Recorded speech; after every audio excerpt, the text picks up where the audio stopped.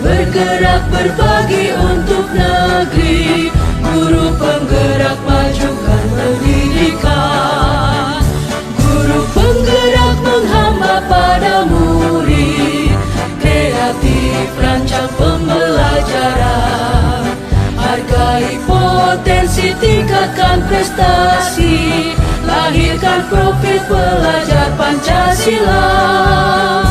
Belajar bergerak berbagi untuk negeri, kita menjalin kolaborasi.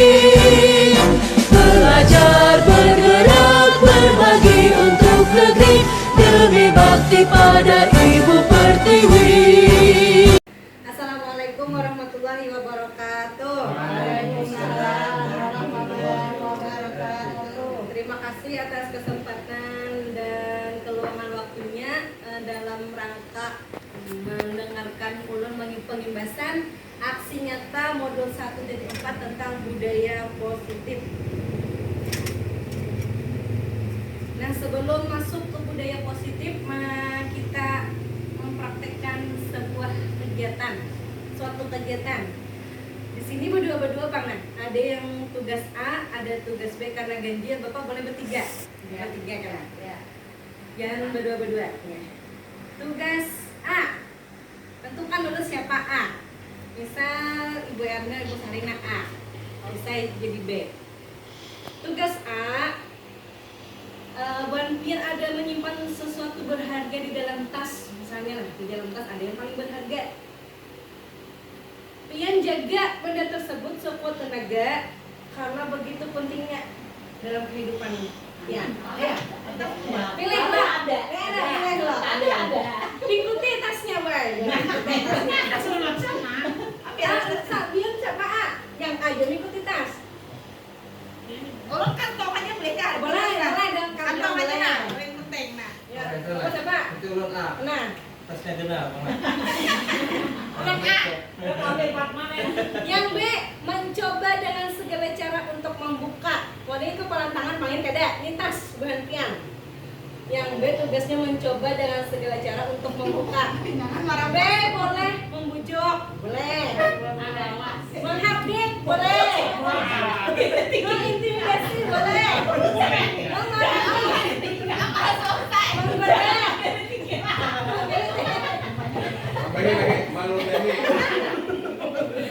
Bahkan menawarkan uang, boleh menawarkan uang agar bersedia membuka tas. Dia terlalu ngalih. Oh ya, baik tuan ketiga mulailah. Udah kantong lah. Siap membujuk sama kalian. Kayak apa caranya biar dapat sesuatu yang berharga di dalam tas. Yang A, membuahan apa kayak apa caranya melindungi.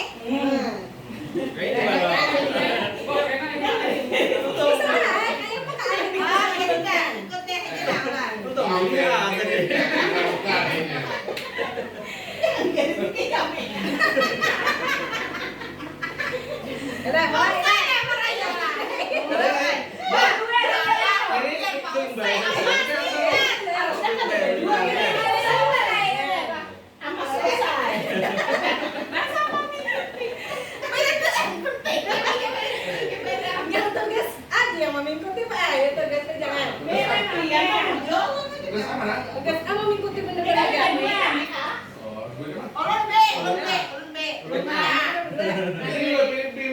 Malu PB.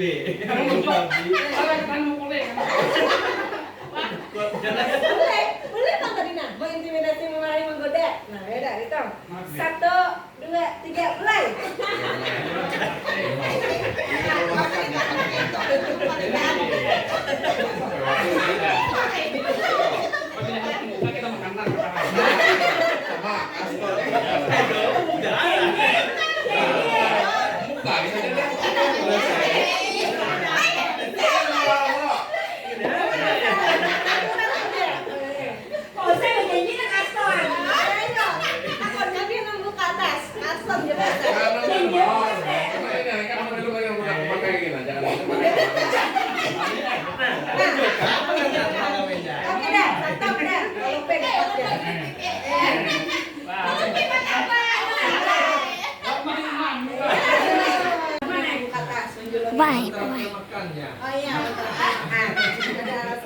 Ada apa dengan lagunya aku mau buka? Nah, adakah yang menetap menyimpannya? Kenapa, Bu? Karena Rahasia. Berharga jadi berharga. Karena kami sokok. Ada apa disogok? Ya, sep dah. Yang menepati janji. Ya. Kami dengan otak. Dalam kegiatan tadi sesungguhnya siapa yang memegang kendali mengontrol untuk membuka menutup tas? Si B. Ya, si B. Si A ya. Biar berarti A yang mengontrol kalian. Kan ada dapat tadi di depan. Oh, berarti baru B yang mengontrol. Remote-nya di tangan. Oh, B yang mengontrol. Minum nih. Bapak mau enggak? Ada juga bukan menjual, Pak yang menjual. menjual. Ya. Berarti sesungguhnya yang memegang kendali adalah B. Kita seorang. Nah ya, nah lanjut. Dari kegiatan tadi ada teori kontrol dari Dr. William. Yang pertama, ilusi guru mengontrol murid. Pada dasarnya kita tidak dapat memaksa murid untuk berbuat sesuatu jika murid tersebut memilih untuk tidak melakukannya. Ada, kayak kita tadi nak bilang. Ada maksa. Kami maksa. Tapi jangan kontak Anda Pak, buka. Ini. Walaupun tampaknya guru sedang mengontrol perilaku murid, hal demikian terjadi karena murid sedang mengizinkan dirinya dikontrol. Kayak papanya tadi mengizinkan dirinya dikontrol. Saat itu bentuk kontrol guru menjadi kebutuhan dasar yang dipilih murid. Teori kontrol menyatakan bahwa semua perilaku memiliki tujuan bahkan terhadap perilaku yang tidak disukai. Ini yang pertama tadi ilusi guru mengontrol murid. Yang kedua, ada ilusi bahwa semua penguatan positif, efektif dan bermanfaat kayak bujukan adalah bentuk-bentuk kontrol, membujuk tadi. Saya kanan kita custom. Segala usaha untuk mempengaruhi murid agar mengulangi suatu perilaku tertentu adalah suatu usaha untuk mengontrol murid tersebut. Kita berikan kok penghargaan ya sebenarnya custom tadi. Dalam jangka waktu tertentu, kemungkinan murid tersebut akan menyadarinya dan mencoba untuk menolak rujukan kita, atau bisa jadi murid tersebut menjadi tergantung pada pendapat sang guru. Yang ketiga, ilusi bahwa kritik dan membuat orang merasa bersalah dan menguatkan karakter. Menggunakan kritik dan rasa bersalah untuk mengontrol murid menuju pada identitas gagal. Mereka belajar untuk merasa buruk tentang diri mereka mengembangkan diri yang negatif. Kadangkala sulit bagi guru untuk mengidentifikasi bahwa mereka sedang melakukan perilaku ini karena seringkali guru cukup menggunakan suara halus untuk menyampaikan pesan negatif. Contohnya tuh, nah, marasnya ibu nih ajar, si masih, nah itu kan membuat orang merasa bersalah tadi. Selanjutnya, ilusi bahwa orang dewasa memiliki hak untuk memaksa. Banyak orang dewasa percaya bahwa mereka memiliki tanggung jawab untuk membuat murid-murid berbuat hal tertentu. Pada saat itu pula orang dewasa akan menyadari bahwa perilaku memaksa tidak akan efektif untuk jangka waktu panjang, dan sebuah hubungan permusuhan akan terbentuk. Dipaksanya, disuruh dipaksa-paksa. Kalau main di atas tadi dipaksa. Ujung-ujungnya, kayaknya pas bermusuh. Terus, bagaimana seorang bisa berubah dari paradigma stimulus menjadi respon kepada pendekatan teori kontrol? Ujar Stefan R. Covey. Bila kita ingin membuat kemajuan perlahan sedikit-sedikit, ubahlah sikap atau perilaku kita. Namun, bila kita ingin memperbaiki cara-cara utama kita, maka kita perlu mengubah kerangka acuan kita. Ubahlah bagaimana kita melihat dunia, bagaimana kita berpikir tentang manusia, mengubah paradigma kita, skema pemahaman dan penjelasan aspek-aspek tertentu tentang realitas. Ini yang perlu kita ubah. Stimulus respon menjadi teori kontrol. Misal, kita berpikir kebutuhan kita sama, yang kita harus ubah adalah sebenarnya kebutuhan kita berbeda. Ya kalau ibu mempertahankan tas tadi karena ada barang berharga, karena kebutuhan berbeda. Karena semua orang melihat yang sama, padahal yang sebenarnya setiap orang memiliki gambaran berbeda. Setiap orang punya hal yang berbeda. Kemudian kita mencoba mengubah orang agar berpandangan sama dengan kita. Itu sebenarnya salah kan gimana? Ada sebenarnya semua perilaku memiliki tujuan. Apapun yang mereka lakukan pasti ada tujuannya. Orang mencuri kan ada tujuannya. Nah, orang lain bisa mengontrol saya, padahal yang sebenarnya hanya kita yang bisa mengontrol diri kita. Kita yang menguatkan supaya ada diambil tas kita. Kemudian ada lagi pola pikir saya bisa mengontrol orang lain, padahal yang sebenarnya kita tidak bisa mengontrol orang lain. Kemudian pemaksaan ada pada saat dudukan, padahal yang sebenarnya kolaborasi, bekerja sama menciptakan pilihan-pilihan baru, gagasan ide-ide yang baru. Kadang-kadang dipaksa, ayo kita bawa bekerja sama, berunding lah ibaratnya. Jangan berpikir mode menang atau kalah, kita harus berpikir menang, menang, menang. Sebelumnya, mari kita tanyakan ke diri kita sendiri bagaimana kita berperilaku. Mengapa kita melakukan segala sesuatu? Misalnya, pian sembahyang. Mengapa pian sembahyang? Terlalu tinggi lah sembahyang. Dina. Mengapa pian tulak kesalahan? Apakah kita tulak ke sekolahan itu karena adanya dorongan? Atau ada dorongan dari yang lain? Terkadang kita melakukan sesuatu karena kita menghindari rasa sakit atau ketidaknyamanan. Kada nyaman, kada tulak. Terkadang kita juga melakukan sesuatu untuk mendapatkan apa yang kita mau.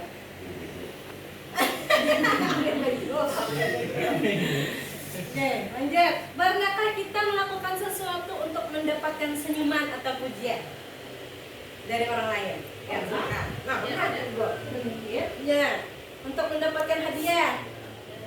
Nah, atau untuk mendapatkan uang. Macam-macam lah. Lanjut. Ayo kita sama-sama berpikir, motivasi manakah yang saat ini paling banyak mendasari perilaku murid kita di sekolah? Kira-kira ingin sekolah itu karena apa? Nah, besar. Jadi dapat ilmu, belajar. Bisa jadi ada yang disuruh abu rumahnya, dokter lah. Nah, boleh negara macam-macam motivasi. Nah, ini di dalam pendidikan guru penggerak ada motivasi perilaku manusia. Yang pertama itu menghindari ketidaknyamanan. Kita melakukan sesuatu tuh karena menghindari ketidaknyamanan atau hukuman. Bila ada mengerjakan ini kan dihukum. Terus lagi untuk mendapat imbalan atau penghargaan dari orang lain. Ini yang dua buting ini adalah motivasi dari luar dan bukan dari dirinya. Yang dari dirinya itu untuk menjadi orang yang mereka inginkan dan menghargai diri sendiri dengan nilai-nilai yang mereka percaya. Oh, ulun tulak ke sekolahan karena ulun dasar anak pintar. Nah, ini dari dirinya, namanya motivasi internal dalam diri. Oke, lanjut. Pernahkah kita berada dalam situasi di mana kita sengaja melakukan sesuatu yang menyakitkan bagi kita? Bahkan bertabrakan dengan penghargaan dari orang lain. Pernahkah? Pernahkah melakukan sesuatu yang menyakitkan bagi kita? Kita melakukan sesuatu tapi kita sakit. Iya. Sakit selamat gue. Mau tanggung orang. Mengapa telah memilih melakukannya? Padahal kita tahu akibatnya akan menyakitkan. Karena kita melihat apa namanya. Ya, kasihan juga. Oke. Pian mungkin akan dikecam secara sosial. Bahkan ada kerugian secara finansial. Apa-apa prinsip, kenapa adakah prinsip yang Pian perjuangkan? Ini kita misalnya Pian ulun lah, bukan berkisah nih, kita berkisah. Ulun pernah di waktu SMA, ketika kakak kelas memberikan brosur, senang hati nih, brosur ikut ekskul banyak. Kalau brosurnya ulun ambil, kelasnya hilang atau meninggalkan kelas, datang ke kawanan ini merabit brosurnya. Terus kayak apa caranya ulun membedakan lawan kakak kelas, padahal kita dikumpul nih brosurnya nih. Jadi hakun kadang pun tetap ulun bedahkan lawan kakak kelas, bahwasanya brosur tadi dirabit kawan, padahal itu memang menyakitkan bagi ulun. Pertama kawan sekali, Dari kawan nih. iya kan di kawan sebut jangan kan di kawan sampai lulus ada di kawan. Iya, yang kakak kelasnya tadi Bang, yang kakak kelasnya tadi sudah di apa ngarannya, diolah cerita oleh kawan ulun bahwasanya ulun hendak merusak hubungan kakak kelas kawan-kawan ulun tadi. Nah jadi sampai saat ini ada soal lagi pada WhatsApp. Kenapa jadi ulun memilih memadahkan? Karena prinsip ulun adalah kejujuran. Ya, tujuan dari disiplin positif itu tadi, kejujuran tadi adalah disiplin positif. Kita sebagai guru yang akan menanamkan motivasi yang ada dalam diri anak-anak kita, yaitu untuk menjadi orang yang mereka inginkan dan menghargai diri sendiri dengan nilai-nilai yang mereka percaya. Ketika murid-murid kita memiliki motivasi tersebut, mereka telah memiliki motivasi intrinsik yang berdampak jangka panjang. Motivasi yang tidak akan terpengaruh adanya hukuman atau hadiah. Mereka akan tetap berperilaku baik berlandaskan nilai-nilai kebajikan karena mereka ingin menjadi orang yang menjunjung tinggi nilai-nilai yang mereka hargai. Pertanyaannya sekarang adalah bagaimana cara kita sebagai guru untuk menanamkan disiplin positif yang positif ini kepada murid-murid kita. Sulit dipakai. Sebelum bagaimana caranya tadi? Ketika menanamkan disiplin, apa yang berbayang di benak kita? Disiplin. Mengikat. Nah, mengikat itu Pak. Hukuman. Ya, kebanyakan orang akan menghubungkan kata disiplin dengan kata tertib, teratur, terikat adalah kepatuhan pada peraturan. Kata disiplin juga sering dihubungkan dengan hukuman, padahal itu sungguh berbeda. Karena belajar tentang disiplin positif tidak harus dengan memberi hukuman. Justru itu adalah salah satu alternatif terakhir. Ada lagi caranya, nggak dihukum. Dan kalau perlu tidak digunakan sama sekali. Dalam budaya kita, makna kata disiplin dimaknai menjadi sesuatu yang dilakukan seseorang pada orang lain untuk mendapatkan kepatuhan. Kita cenderung menghubungkan kata disiplin dengan ketidaknyamanan. Padahal tidak sebenarnya. Lanjut. Strategi apa yang selama ini kita terapkan untuk menanamkan disiplin positif pada murid-murid kita? Ya, berarti di kelas pakai strategi apa supaya muridnya disiplin? Yang pertama gurunya dulu. Oh, gurunya dulu. Kita kan murid galang dong. Strategi apa? Oh, misalnya supaya ini supaya ini mau obat apel. Kira-kira strateginya apa? Ulun kesepakatan kelas. Nah, kira.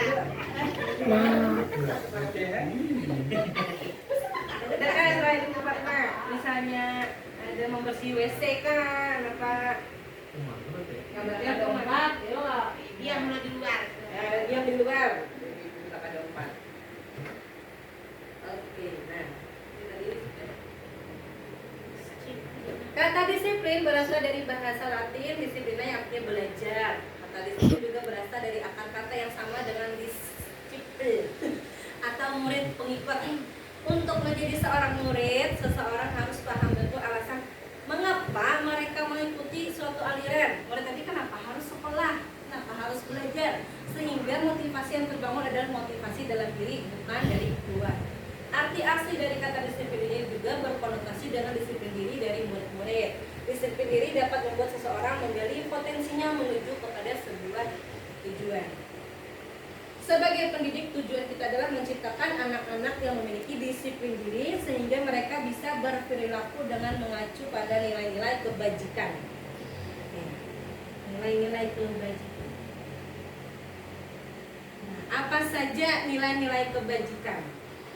Ini di model pendidikan berperilaku nih, nilai kebajikan. Yang pertama ada, lihatlah, Profil pelajar Pancasila, contoh pelajar ada beriman, itu nilai kebajikan. Mandiri, bernalar kritis, berkebinekaan global, bergotong royong, kreatif. Kemudian ini ada menurut Ibu PYP, Primary Years Program. Ada toleransi, rasa hormat, integritas, nilai. 9 pilar karakter, nilai cinta Tuhan dan segenap ciptaannya. Kemandirian, hampir sama Jepang nih. Petunjuk seumur hidup, peduli, nalar, belajar sama, itu nilai. Empati, rasa hormat, toleransi, keadilan, nilai 2. Nih, keberanian, kesantunan, kreatif, semangat, percaya diri, nilai 2. Bersyukur, nilai kebajikan. Yuk. Nilai-nilai kebajikan apa yang kita rasakan penting saat ini untuk ditanamkan pada murid kita di kelas ataupun di sekolah? Nah, dari yang tadi, kira-kira yang mana yang penting?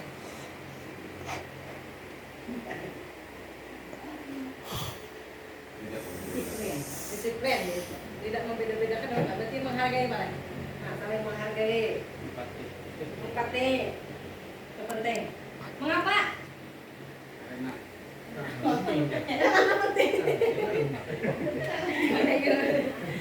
Penerapan budaya positif. Menerapkan budaya positif adalah suatu hal yang harus dilakukan oleh seorang guru. Dengan penerapan budaya positif, maka akan menghasilkan suatu ekosistem sekolah yang penuh dengan suasana positif. Suasana sekolahnya penuh dengan nilai kebajikan. Hal positif itu akan mudah menular jika dilakukan secara konsisten dan tentunya dilakukan secara bekerja sama. Karena beragamnya karakter siswa dan guru, kita harus mengetahui konsep-konsep inti budaya positif dalam penerapannya.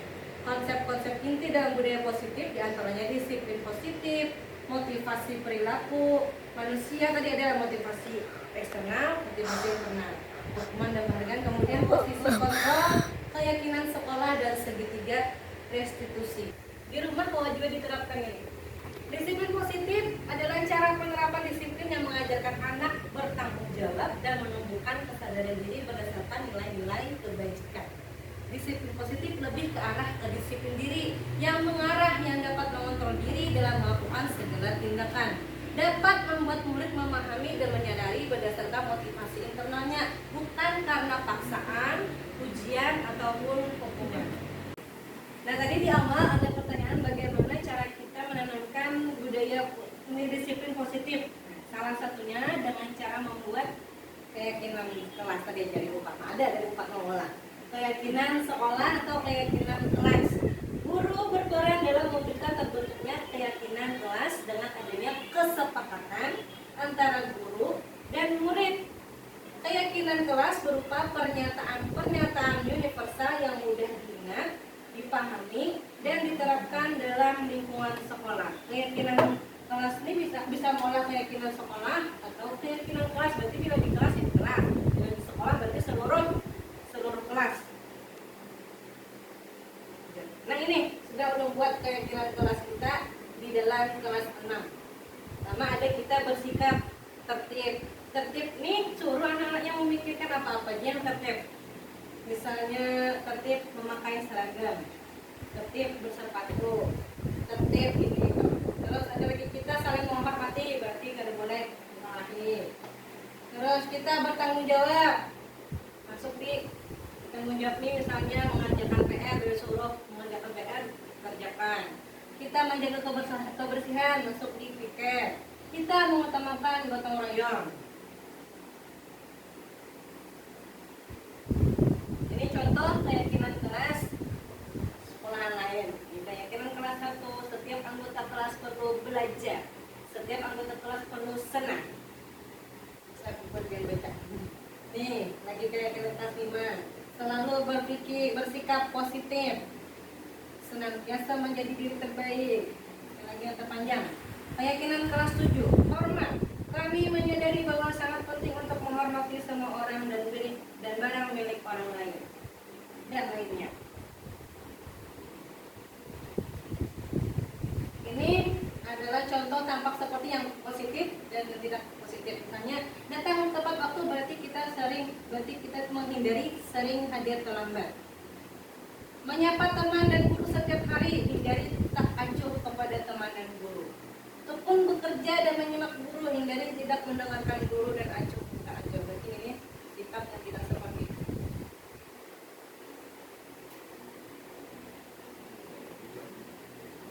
Nah, bisa jadi kita di kelas membawa anak-anak, kita bertanya, guru tugasnya apa, Rak? Mengajar. Berarti murid tugasnya belajar. Sebelum kita mengolah pelajaran sebelum kita masuk di kelas, jadi wali kelas. Kalau bisa di awal tahun ajarannya membuat keyakinan kelas itu disepakati bersama. Guru tugasnya apa? Mendidik. Berarti tugas macam apa? Mencoba. Guru tugasnya menjawab pertanyaan. Berarti menghasilkan yang terbaik dari guru. Guru memberi nilai. Berarti bertanya jika tidak paham muridnya. Dibawain anak-anaknya mengolah keyakinan kelas. Bersama pakai yang pikiran itu juga. Anak-anak yang memikirkan kira-kira kelas impiannya anak apa? Macam-macam. Ada yang hendak bersih kelasnya. Jadi dari benang tadi dari pikiran anak-anak kita pilih ini, oh ini nilainya masuk di mana? Bila bersih berarti masuk di kebersihan. Ingin kelasnya tidak ribut bu, berarti masuknya di saling menghormati. Carikan nilai kebajikannya. Bila sudah selesai, boleh keyakinan kelas tadi diolah dipakai kertas karton atau poster anak-anak yang tanda tangan. Jadi dia sudah tanda tangan berarti tidak boleh melanggar keyakinan kelas. Nah, yang kita berpikir. Ibu Ambar, guru wali kelas 2A di SD Pelita Hati sedang bingung menghadapi ulah salah satu murid di kelasnya Doni. Beberapa anak di kelas 2 telah datang padanya dan mengeluhkan Doni yang seringkali meminta bekal makan siang mereka dalam paksa. Jika kita menghadapi situasi seperti ini, seperti Ibu Ambar, apa yang akan kita lakukan? Melihat si Doni ini, apa caranya? Meminta bekal kawannya terus dengan paksa. Menurut apa yang akan kita lakukan kira-kira? Mau diapain Doninya? Menyelidiki.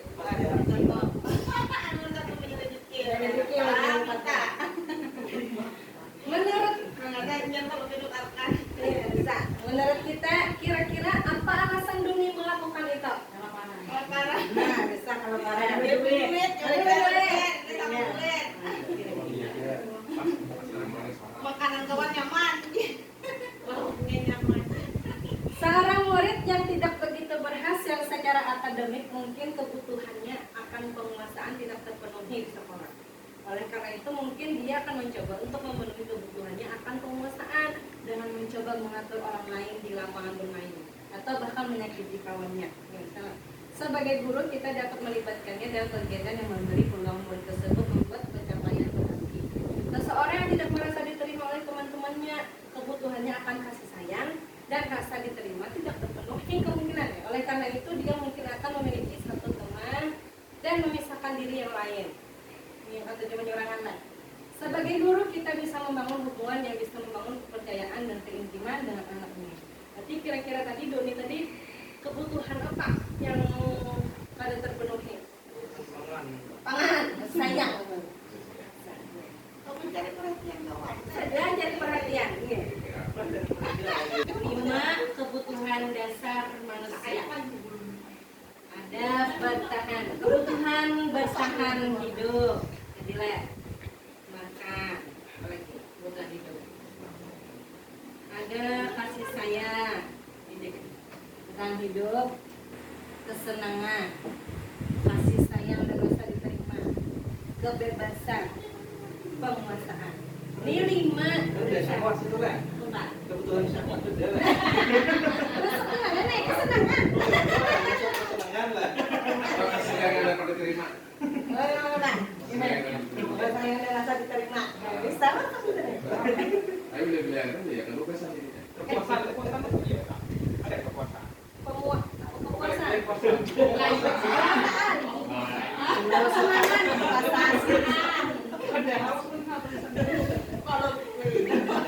ini 5 dasar ini pasti tidak ada di dalam diri manusia. Kita aja meleleh. Tidak, bertahan hidup percaya pada diri kita. Kasih sayang, kita kan perlu kasih sayang.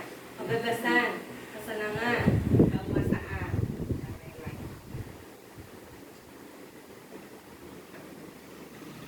Konsep 5 kebutuhan dasar manusia tidak hanya berlaku bagi anak-anak atau murid, namun juga bagi manusia dewasa dalam setting sekolah adalah para tenaga pendidik dan kependidikan.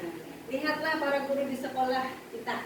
Dapatkah kita memprediksi kira-kira guru mana yang memiliki kebutuhan dasar yang tinggi akan penguasaan?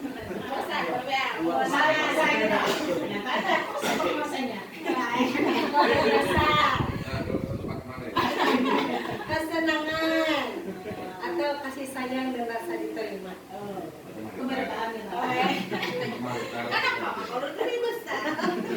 Kebutuhan dasar mana yang sedang berusaha dipenuhi oleh guru ketika mereka melakukan sebuah tindakan? kesenangan itu Ketika Ibu Fatma menangis, kira-kira kebutuhan apa yang hendak Ibu Fatma? kasih sayang. Kasih sayang. Latarnya di mana kan kamu tidurnya dalam apa? Kamu nangis tadi? Ada kan backgroundnya namanya. Kamu menangis pun aku prediksi satu banget di BS. Rasa diterima.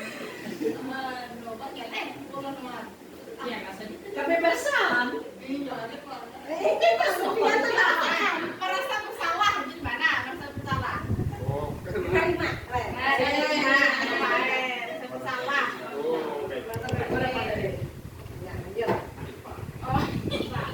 IPA kurang menguasai pelajaran matematika sehingga pada saat pelajaran tersebut berlangsung dia lebih banyak berdiam atau menggambar di buku pelajaran.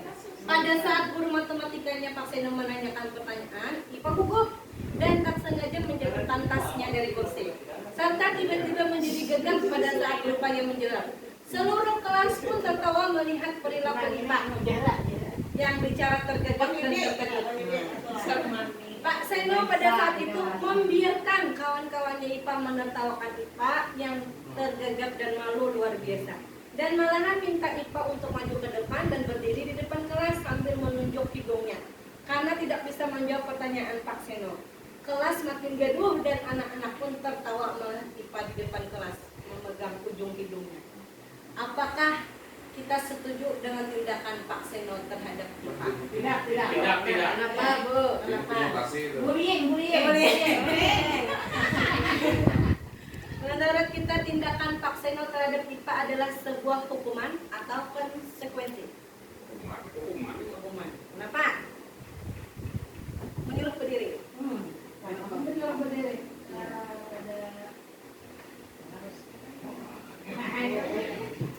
Harusnya dia main Pak. Kayaknya lo langsung dibuang. Sampai ini mana ini? Nah, hanya kita harus ke sini. Hukuman, konsekuensi, dan restitusi. Hukuman bersifat satu arah dari pihak guru yang memberikan dan murid hanya menerima satu hukuman tanpa melalui kesepakatan atau pengarahan dari pihak guru. Kalau konsekuensi ini sudah terencana, yang sudah disepakati, sudah dibahas dan disetujui oleh murid dan guru. Umumnya berbentuk konsekuensi dibuat oleh pihak guru sekolah dan murid sudah mengetahui sebelumnya konsekuensi yang akan diterima bila ada pelanggaran. Pada konsekuensi murid tetap dibuat tidak nyaman untuk jangka pendek. Konsekuensi biasanya diberikan berdasarkan suatu data yang umumnya dapat diukur. Misalnya, setelah 3 kali tugasnya tidak diselesaikan pada batas waktu yang diberikan atau murid melakukan kegiatan di luar kegiatan pembelajaran, misalnya ngobrol atau kehilangan waktu bermain dan harus menyelesaikan tugas karena ketertinggalannya. Peraturan dan konsekuensi yang mengikuti ini sudah diketahui dan sebelumnya oleh murid. Sikap guru di sini senantiasa memonitor murid. Kalau restitusi adalah prosesnya, proses menciptakan kondisi bagi murid untuk memperbaiki kesalahannya. Mereka bisa kembali pada kelompok mereka dengan karakter yang lebih kuat. Anak yang memperbaiki kesalahannya. Iya, kita bikin. Hukuman atau konsekuensi. Mencatat 100 kali di dalam buku kalimat, saya tidak akan terlambat lagi karena terlambat ke sekolah. Hukuman kan konsekuensi. Hukuman. Karena kita apa? Ada kan kesepakatan sebelumnya gitu. Ada kesepakatan tapi hukuman. Ya, hukuman kan? Nah, berarti hukuman lah.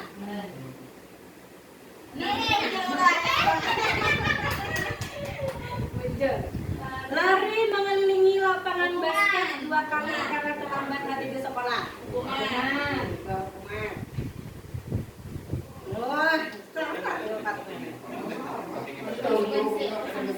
lanjut. Membersihkan terus prosesnya. Membersihkan coretan yang dibuatnya di meja tulis.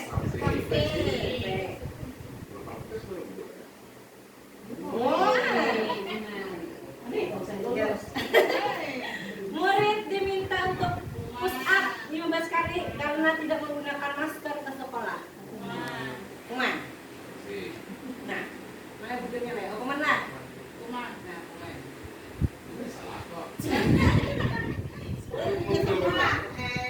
Menggantikan kertas tugas teman yang telah dicoret-coret.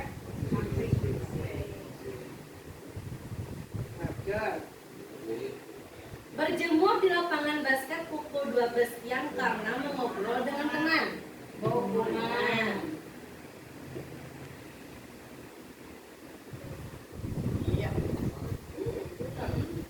Menurut teorinya Pak. Murid diminta bertelanjang kaki sepanjang hari karena tidak menggunakan sepatu warna hitam sesuai peraturan sekolah.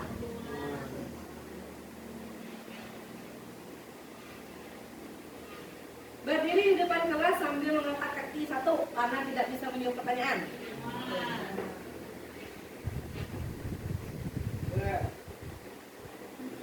Membersihkan tumpahan air di meja tulis karena tersenggol pada saat belajar.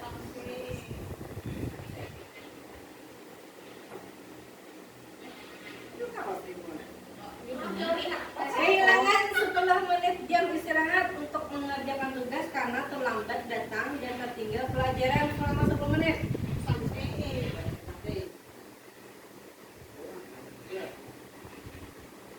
Duduk di bangku di pinggir lapangan pada jam istirahat, tidak diizinkan bermain oleh guru piket karena mencederai teman saat bermain di lapangan. Kemana? Hukuman. Jangan saling dulu. Nah, betul. Terlambat hadir di pembelajaran daring 15 menit dan diminta untuk tinggal 15 menit sesudah kelas usai untuk membahas ketertinggalan pembelajaran.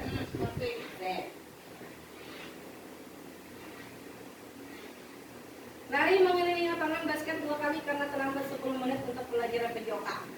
Hukuman.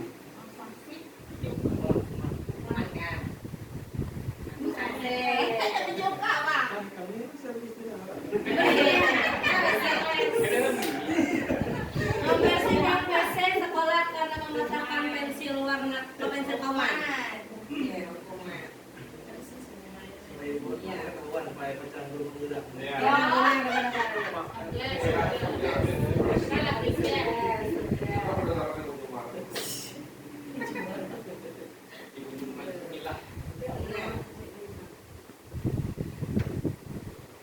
Nah, ya pulang.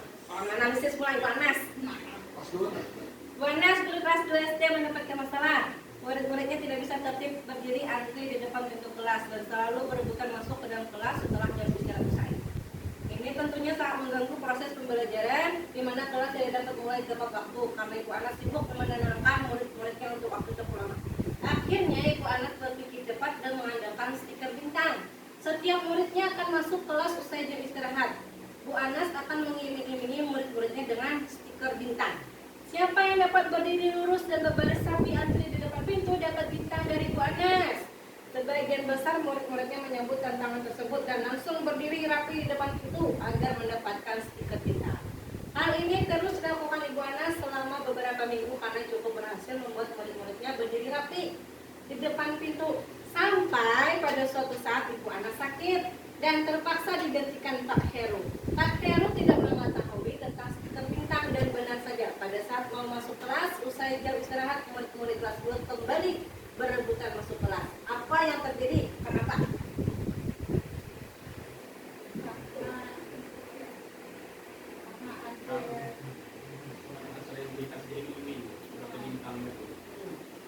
kebahagiaan nih, karena motivasinya Kebiasaan. kebiasaan. Karena ini rumah tamu ini. Ya bayar pada tambah ada bintang.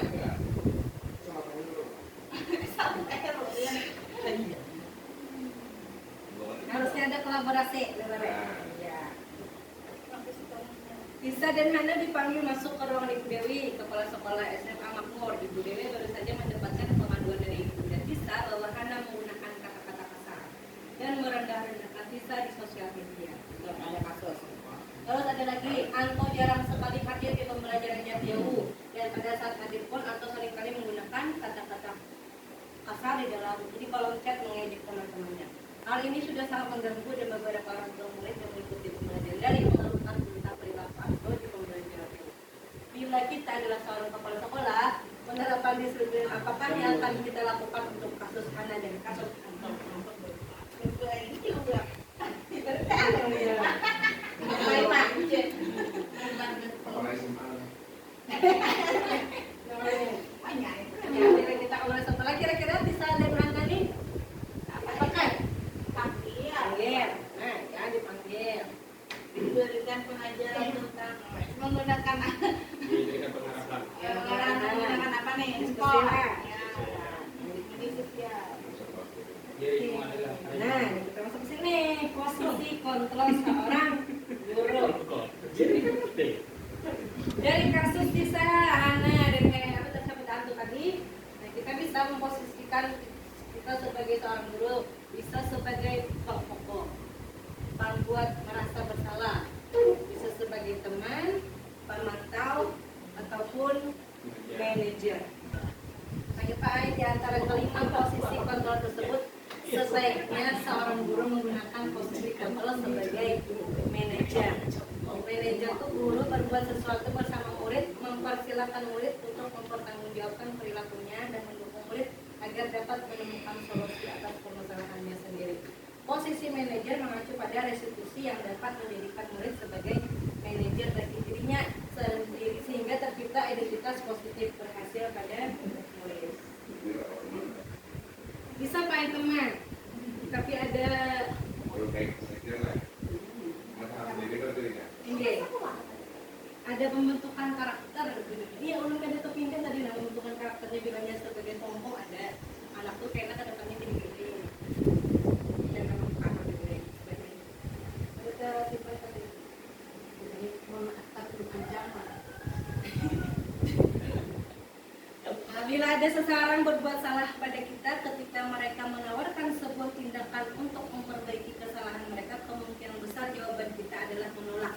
Ya Pak, semua tahu itu dan akan bilang ada dosa, ada apa ay, lupakan jaket. Nah, kebiasaan kita selama ini bila ada orang yang berlaku salah pada kita dia langsung memaafkan. Atau bahkan kita melakukan sesuatu yang membuat mereka tidak nyaman atau merasa bersalah. Kita cenderung untuk berfokus pada kesalahan daripada mencari cara bagi orang yang berbuat kesalahan untuk memperbaiki dirinya. Kita lebih fokus pada cara mereka membayar akibat dari kesalahan mereka daripada mengembalikan harga diri mereka. Membuat kondisi menjadi impas menjadi lebih penting daripada membuat situasi menjadi benar. Seperti kita jadi manajer. Jangan. Berarti kita orang-orang hukuman. Jadi kita kalau melakukan hukuman Iya. harus ini. Ya, sebagai seorang guru, ketika murid kita melakukan kesalahan, tindakan mana yang akan kita lakukan? Apakah menunjukkan kesalahannya dan meminta melihat kesalahannya baik-baik? Atau mengatakan, kamu seharusnya tahu bagaimana kamu seharusnya bertindak? Atau mengatakan, mengingatkan murid kita akan kesalahannya yang sama di waktu sebelumnya? Seolah ngajak pengingatnya, malam sudah ada salah ini pelang-pelangi. Bertanya padanya kenapa kamu melakukan sesuatu yang seharusnya tidak kamu lakukan. Jarang, ada dosa. Nah, mengkritik dan mendiamkannya bisa ada orang tidak mendiamkan kata-kata. Bila sudah selek dia makan lagi. Ya, kalau kita melakukan tindakan-tindakan di atas, mungkin kita akan membuat murid akan merasa menjadi anak yang gagal. Bertanya sekarang bagaimana sebaiknya kita merespon jika anak-anak salah. Ini dengan segitiga restitusi tadi. Jadi baru besok tadi omongan, konsekuensi restitusinya. Ini restitusinya, proses proses penyelesaian masalah. Guru yang berperan sebagai manajer menggunakan segitiga restitusi dalam penyelesaian masalah melalui 3 tahapan, yaitu menstabilkan identitas, validasi tindakan yang salah, dan menanyakan keyakinan. Tujuannya menghasilkan murid yang mandiri dan bertanggung jawab.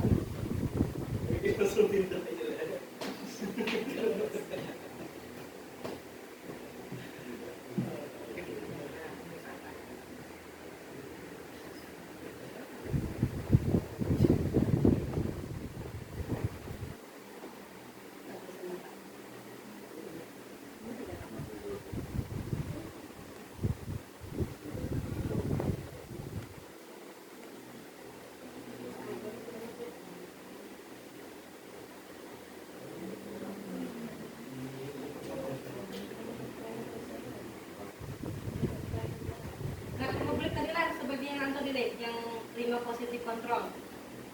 Dan tadi penghukum. Ini penghukum ada kalimat. Patuhi aturan saya atau awas. Lancakan jalan, awas. Kamu selalu saja salah. Selalu pasti selalu yang terakhir selesai. Guru seperti ini selain siapa saya hanya ada satu cara agar belajar bisa berjalan. Iya. Nih bila kita jadi penghukum, kemungkinan murid marah nih hasilnya. Kemungkinan murid marah dan mendendam atau bersifat agresif. Bisa jadi sesudah kembali duduk, murid tersebut akan mencoretkan bukunya, mengulangi kesalahannya. Kepujuk Pak dulu nah bisa mendendam guru. Aturan gue. Kemudian pembuat merasa bersalah. Ada juga kalimat ini. Ibu sangat kecewa sekali dengan kamu. Wah, nggak benar gini nih. Berapa kali dia bapak harus memberitahu kamu ya? Gimana coba kalau orang tua kamu tahu kamu berbuat begini? Itu seakan-akan anak merasa bersalah. Salahnya udah kayak bulan. Hindari juga. Ada juga salah dihindari gitu. Iya, ya. Kita lihat yang pertama tadi nama Tawaroto. Bila sudah merasa bersalah ya, ada nih mereka merasa mengecewakan orang-orang yang disayangi, itulah mengecewakan guru. Nih hasilnya murid akan merasa bersalah telah mengecewakan ibu atau bapak gurunya. Ya, murid akan merasa menjadi orang yang gagal dan tidak sanggup membahagiakan orang lain. Nah kayak itu melakukan karakternya kayaknya. Kadang-kala sikap seperti ini lebih berbahaya daripada sikap penghukum. Nah bahayanya Pak ini. Karena emosi akan juga merapat.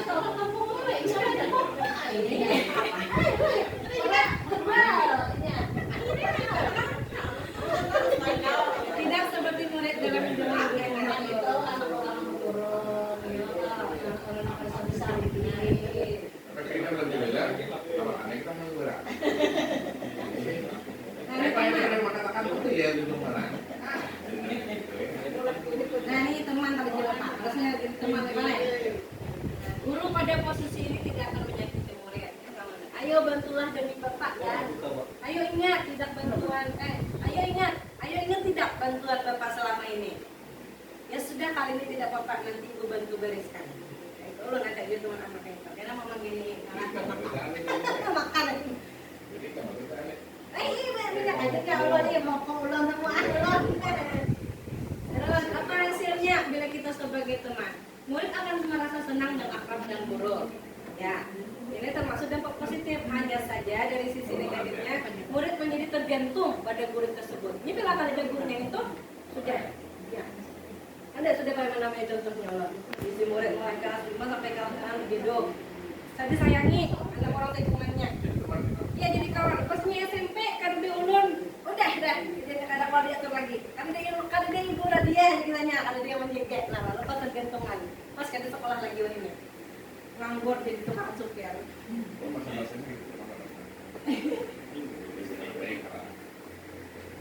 Lanjut ini tadi ada sebagai pemantau. Memantau baik. Masa bodoh. Apa yang telah kamu lakukan? Memantau baik. Sanksi atau konsekuensinya apa? Memantau ini mengandalkan penghitungan catatan data. Jika kita bertindak sebagai pemantau, murid memahami konsekuensi yang harus dijalankan karena telah melanggar salah satu peraturan sekolah. Guru tidak menunjukkan suatu emosi yang berlebihan. Murid kelas pada waktu jam istirahat dan contohnya. Guru tetap harus memantau murid pada saat mengerjakan tugas di jam istirahat karena murid tidak bisa ditinggal seorang gitu. Berpantau kok tadi ya? Yang ini yang manajer tadi. Manajer tadi bilangnya melakukan kesalahan kita tanyakan apa yang kita yakini, kembali keyakinan kelas apa yang telah dia bagian di kelas. Jika kamu meyakini apakah kamu bersedia memperbaikinya, jika kamu memperbaiki ini, hal ini menunjukkan apa tentang dirimu. Bila dia sudah melakukan ini, apa yang dia tunjukkan? Apa rencana untuk memperbaiki? Saya minta maaf, teman-teman. Kalian jangan akan tinggal kayak itu.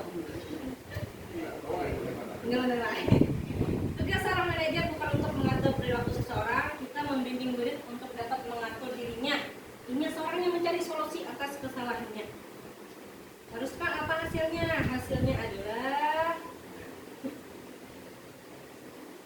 murid sudah mengetahui suatu masalah dan sesuatu perlu terjadi mengenai hasilnya. Iya. Mencari pada murid untuk mencari jalan keluar masalah. Tentu dengan bimbingan kita juga. Artinya seorang mencari solusi.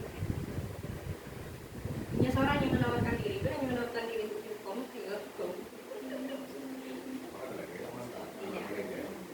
Kan di awal sudah time manajernya. Nah. Tapi dia disuruh nulis kebanyakan. Kemudian dia aja aja. Ya, teman-teman telepon mereka. Jadi bila kita sebagai manajer maka melakukan segitiga restitusi yang ada 3 tahap. Yang satu menstabilkan identitas. Kita semua akan melakukan hal terbaik yang bisa kita lakukan. Yang kedua validasi tindakan. Kemudian menanyakan keyakinan. Ya, kita tidak menentukan ini adalah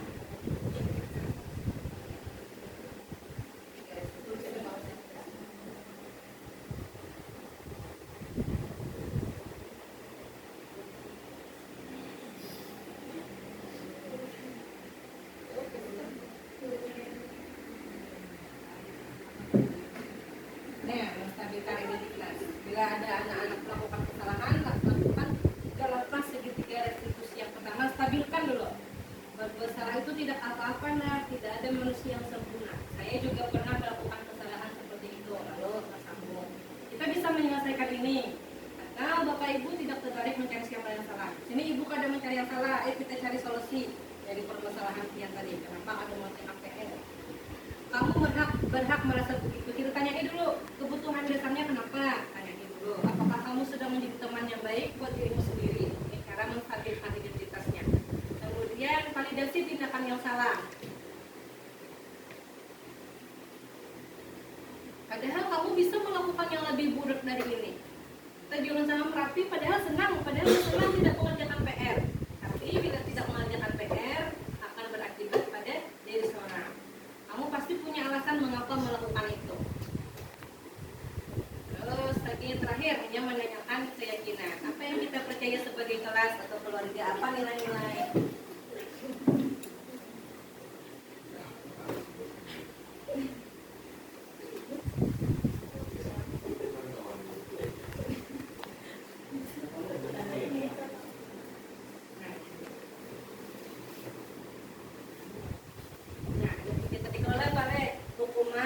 Konsekuensi dan restitusi. Bila kita menghukum berarti sesuatu yang menyakitkan harus terjadi. Kalau konsekuensi sesuatu harus terjadi. Kalau restitusi merupakan pilihan yang memilih. Kemudian kalau hukuman ini bisa tidak nyaman untuk murid. Konsekuensi bisa juga, tapi kalau hukumannya untuk jangka waktu panjang, ya tadi juga. Kalau konsekuensi ini tidak nyaman untuk murid anak untuk jangka waktu pendek, sesuaikan hukumannya dengan kesalahannya. Misal inya membalik mencoret buku kawan, masa membersih WC? Ada pas, harusnya inya menggantikan buku kawan. Ada di modul Habis dia terus selama kesana habis dia. itu namanya akong ya. Kalau di model guru penggerak tuh ada anak bekalahi baju hutan kawan, pacul kima baju kawan. Lalu gurunya memanggil, kenapa katanya pada menjadi bekalahi, lalu mengisahkan ya ini mau olok-olok. Dijelaskan nasihatnya. Pada keyakinan kelas kita kada boleh mau olok-olok, kita harus saling menghormati. Terus apa yang harus dilakukan kawan yang menarik baju kima pacul? Berarti lu harus mengganti kamu. Ya, kayak apa caranya? Iya nih harus mengganti. lalu diajarkan menjahit. Nah, ada skill keterampilan pulang. Ibunya pun juga berprogram mengajari menjahit. Yang itu perasaan Karena ada orangnya.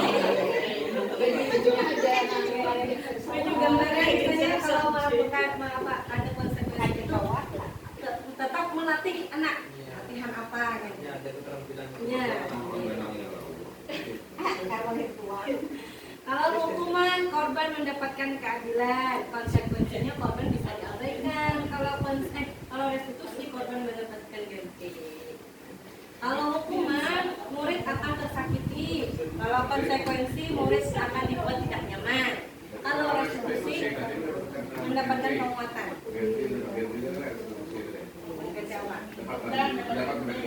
Iya. Kalau ini lagi lanjut, hukuman perilakunya pasif, agresif, meningkat, malah bisa meningkat, mengulangi pulang. Kalau konsekuensi penguatannya hanya bertahan dalam jangka waktu pendek, bisa sejadinya boleh pulang. Tapi kalau kita menggunakan segitiga restitusi, masalah terpecahkan. Ya. Sistem tidak akan berjalan bila murid tidak takut. Ini bila hukuman. Tapi kalau konsekuensi memerlukan monitoring dan supervisi terus-menerus dari guru. Kalau restitusi, murid belajar bertanggung jawab untuk perilakunya. Kalimat negatifnya kalau hukuman. Awas kalau dilakukan lagi ya, nanti awas kamu. Kalau hanya konsekuensi, lakukan apa yang saya katakan. Kalau hanya dipositifkan, apakah hal ini yang sesungguhnya ingin kamu lakukan? Ganti kalimat ini dipositifkan ini. Ya, dan lagi mode paksaan untuk hukuman. Kalau hanya di konsekuensi ada stimulus, ada respon. Kalau di segitiga restitusi kita menggunakan teori kontrol. Nah, kalau hukuman lagi mendorong menyalahkan diri, konsekuensi mendorong kepatuhan. Kalau restitusi mendorong disiplin positif.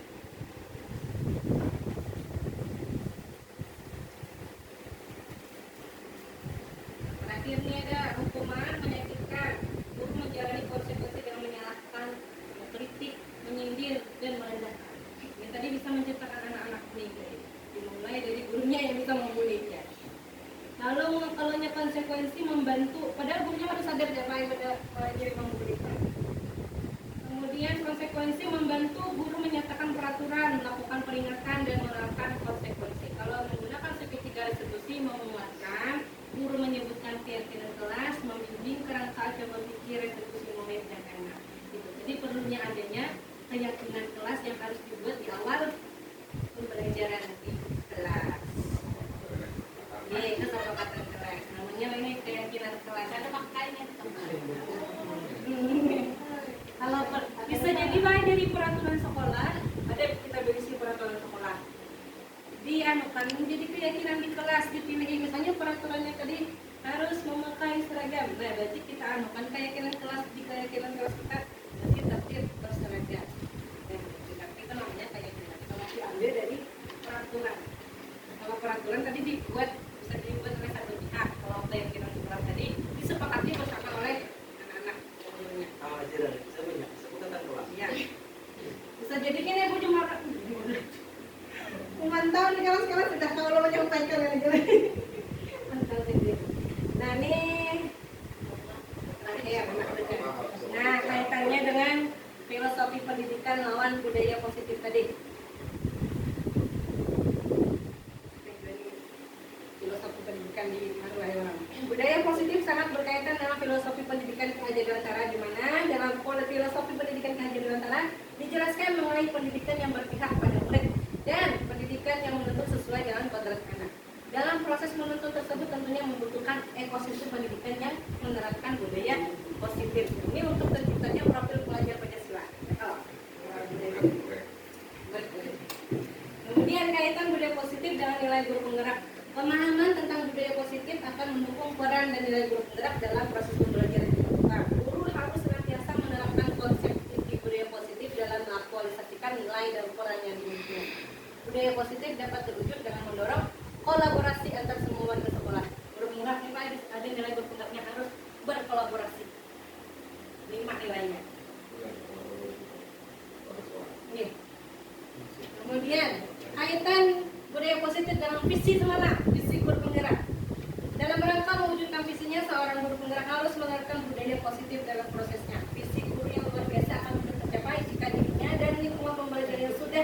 menerapkan budaya positif melalui prakasa perubahan yang dibuat sesuai filosofi, Ki-Hajar Dewantara dan profil kelanjutannya. Guru berupaya untuk dapat menentukan motivasi internal dalam diri siswa agar dapat memunculkan pribadi yang menghargai diri sendiri dengan nilai-nilai yang mereka percaya. Sebaiknya hindari hukuman dan pemberian penghargaan yang berlebihan. Hindari gak? Menghindari. Menghindari pemberian penghargaan yang berlebihan. Terlalu banyak bintang sekali ganti bapak pas kamu mulai.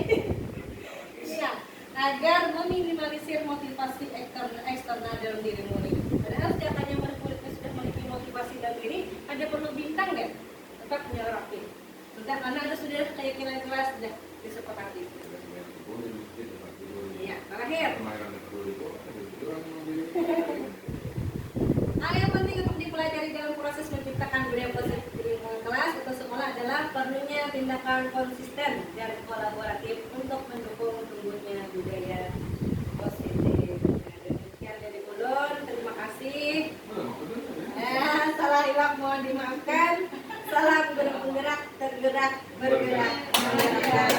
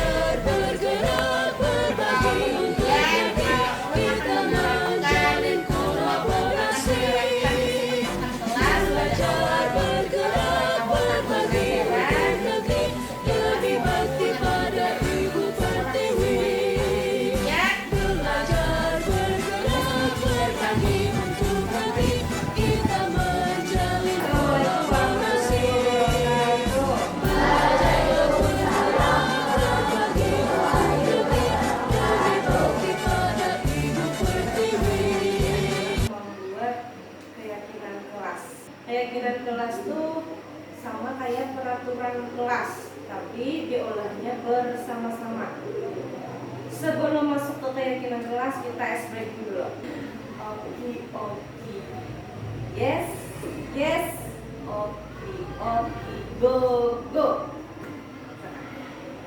Oke. Yes. Oke. Go. Nah, yang ini harus tersambung kawan-kawan. Ya, nih.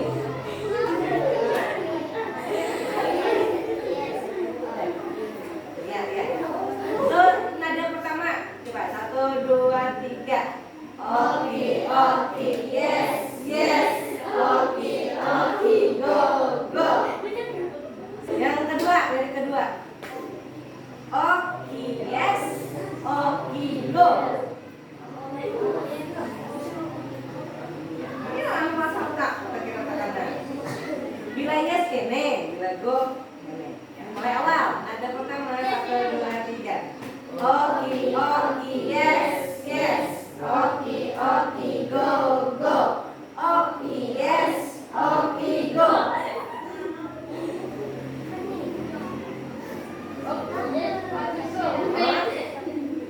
Ya, ingat terus gerakannya. Nah, mulai 1, 2, 3. Oke, yes. Oke, go. Oke, yes. Oke, go. Kegiatan kita pada hari ini adalah membuat keyakinan kelas. Nanti Ibu bagi di sini ada kertas sticky notes. Tulis di sini jawaban pria. Kalau pertanyaan itu misalnya kalian ingin sekolahnya seperti apa, kelasnya seperti apa, tuliskan di sini pendapat impian, bukan impian, kelasnya itu seperti apa, tulis saja.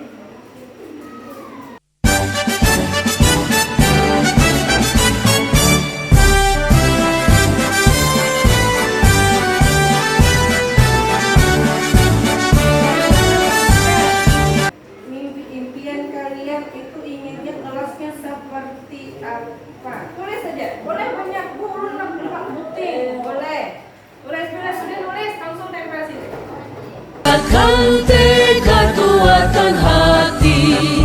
Negeri ini memanggilmu kawan. Belajar bergerak berbagi untuk negeri. Guru penggerak majukan pendidikan. Guru penggerak menghamba pada murid. Kreatif rancang pembelajaran. Potensi tingkatkan prestasi. Lahirkan profil pelajar Pancasila. Ingin kelasnya mematuhi aturan. Oke, berarti taat ya? Ya lah. Mematuhi aturan ya lah taat. Taat. Aturan. Bersih. Apabila ingin kelasnya bersih, maka harus piket. Bila piket berarti apa tuh? Piket kelas itu harus kelasnya cantik. Wow. Kenapa supaya kelasnya cantik? Apa ya? Dihias. Ya. Kelasnya baik, cantik ya, maksud hias nah.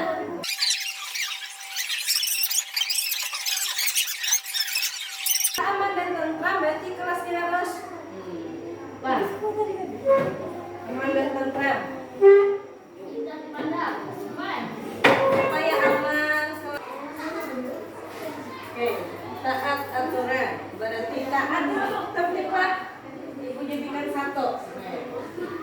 Tertib.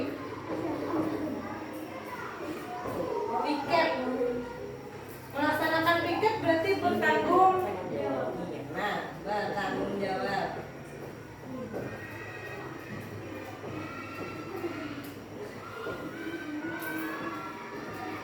Lagi kerjasama, kita pilih adalah gotong royong lah.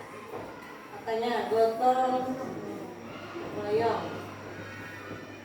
Menjaga kebersihan.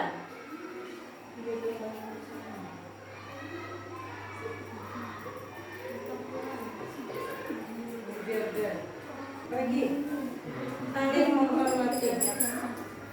Indah.